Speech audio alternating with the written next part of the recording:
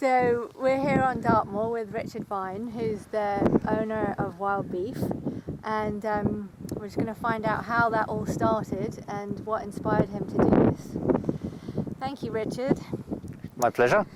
So were you always in farming, or is this something recent? How did this all come about? It is a bit of a third incarnation, in fact, and I found myself working in London that I was unemployable, so I had to do something which I could do, which no one else could get in the way of. And I had been brought up on a farm at one stage, and always had empathy with horses particularly, and cattle. And I had the opportunity of buying a small farm here on Dartmoor. And originally it was going to start an agricultural recession, which wasn't the most intelligent thing to do on marginal farmland, but we then realised that we had to make the best of what we had here, and also to, I think the technical term is, integrate vertically, and so we had to breed some nice stock and to retail it, which is what the plan was to set out to do. And as we thought about this and as we moved on, we realised the real basic intrinsic value, not only of the soil and the way the animals are reared, but their own lifestyles, which was something that was very satisfying to give them a way of living which they would have done more or less naturally. Right, exactly, which is amazing in this day and age. And that gave rise to the term wild, Yeah. and they're not. In the past, when I've tried to take grazing away in the south, and I say that we've got some wild beef coming, we used to think they were going to be Galloways racing through their fences, but in fact they're really gentle cattle, these, and they'll follow me around the roads, and are biddable. You know, they're easy to handle and pleasure to have about. Yeah. And so it's this farm that you got Absolutely, straight away. here now, yes. And so does it come with a certain amount of grazing rights? Absolutely. These sort of hill farms have attendant freehold entitlements to graze on the common. Right. You don't actually own the common, that belongs to the lord of the manor, but you have title to grazing rights to put out sheep, ponies and cattle. And so does that limit the numbers that you're allowed to? Yes, it can work do. with? Depends on the amount of land that you're farming, and if you're a tenant then you can increase your rights. Right. But there are limits, as you rightly say. Yeah. And was your herd always organic? No, it wasn't. I have a lot of time for organic, but I don't think it's the absolute answer to everything. Yeah. I went organic because I wanted to graze land away that was organic, and so we then joined the Soil Association. But in fact we set our own standard, and our own standard was fulfilling everything that the organic required, and more, because it addressed their lifestyles, it addressed the length of time the calf lived with its mother, part of the lifestyle, and issues like that which aren't unnecessary with the Soil Association. They're more to do with inputs, if you like, sort Right. of fertilisers and feedstuffs.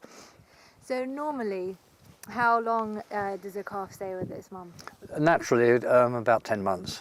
I have actually had one that was still suckling when the next calf was born, which required a bit of remedial action. So you just let them stay as a herd? Stay together as a herd, Yeah. and then we wean them a month or two before the calving pattern starts again. And it's quite painless, really. What we do, we leave the calves in the barn, the mothers walk out to the paddock to eat silage or whatever the winter fodder is, and then Yeah.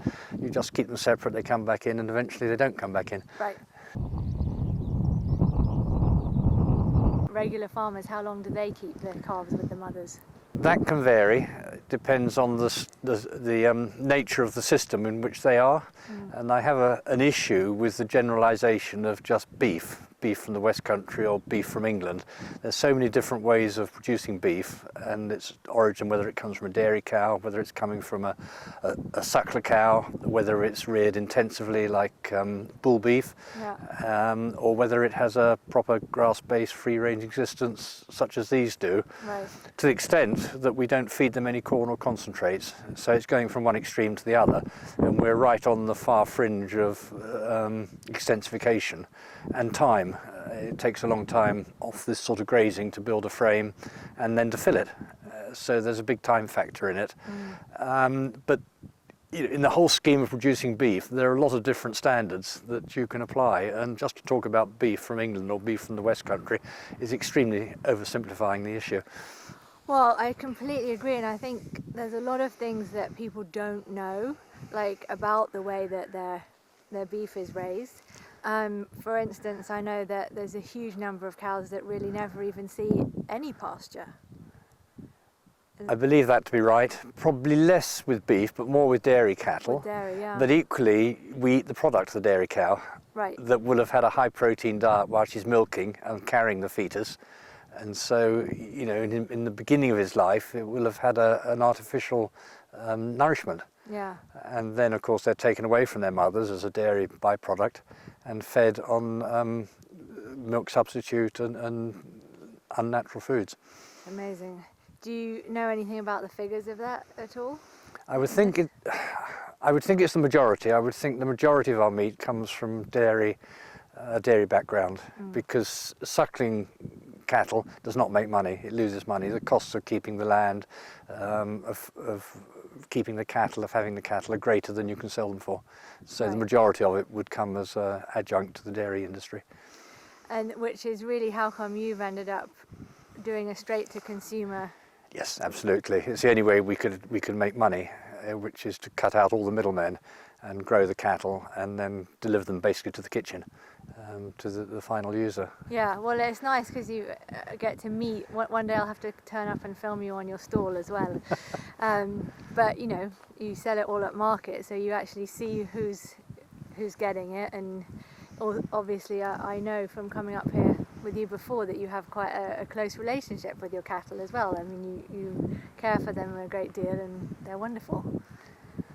We do like the cattle. We keep them in the circumstances of our choosing, and therefore they do need us, and we should be there for them when they have a need, particularly calving, Yeah. and particularly to make sure they have enough to eat in the right conditions, hay and silage in the winter, Yeah. and adequate pasture in the summer.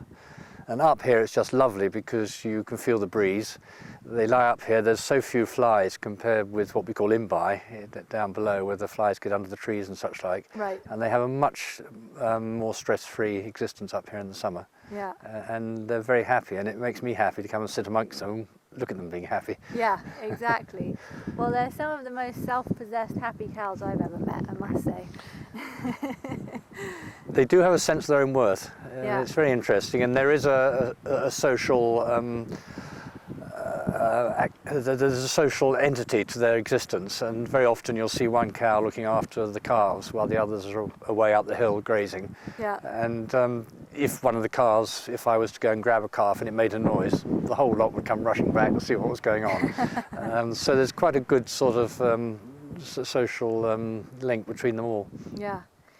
And earlier you were telling me a little bit about the nutritional difference for the obviously for the people eating the beef. Tell me a little bit. Well, we are what we eat. I think that most people have heard that and hear it, but may understand it to different degrees. The virtue that we saw in this for the cattle, and when the story started to develop as we understood what we were doing, was a terrific variety of plants up here which were unploughed. And unploughed grasses and plants root deeply, and therefore they bring up more minerals and trace elements. And this is mining country after all, and although it hasn't got all the minerals that you might need, particularly cobalt possibly and selenium, there's a lot of strength in the ground here. And it does give flavour, and the animals seek out what they want to eat. So they'll eat ash leaves, which gives them phosphates, and they'll go for dandelions, which gives them iron, and they'll pick and they'll graze and they'll browse. And they don't have a mono diet, which on an in-by field or an approved lay, you'll be eating ryegrass and clover almost exclusively. And I think they have a more balanced diet as a result of that, which ultimately affects the meat, which ultimately affects us, because you're eating good food which hasn't been processed in any way at all. It's just in the goodness. Yeah. And they've started to do some studies on this in the universities, I hear. I have recently read a paper which is fascinating, comparing the food, the value of the foods, particularly the polyunsaturated and the polysaturated fats, between grain-finished cattle and grass-finished cattle. And there's always a sort of oversimplification of saying the animals are grass-reared. Well, a lot of cattle are grass-reared, but then many of them get into a finishing unit when they're given soya and barley and mix and cake, which changes the nature of the meat. And so cattle that are reared like that will have a different makeup of their muscle than those that are finished off wild grasses, such as these. I have a sort of 3 little catchphrases to try and reduce it to bullet points, and what I've come up with after a long time thinking about it was for the environment restorative, for the cattle as nature intended, and for you, the consumer, tasteful and highly nutritious. And that really encapsulates sort of what we're about and how we think and what the ethos of the whole idea is. Yeah. It's so simple, really, and it's so obvious. Yeah. Hi, girls.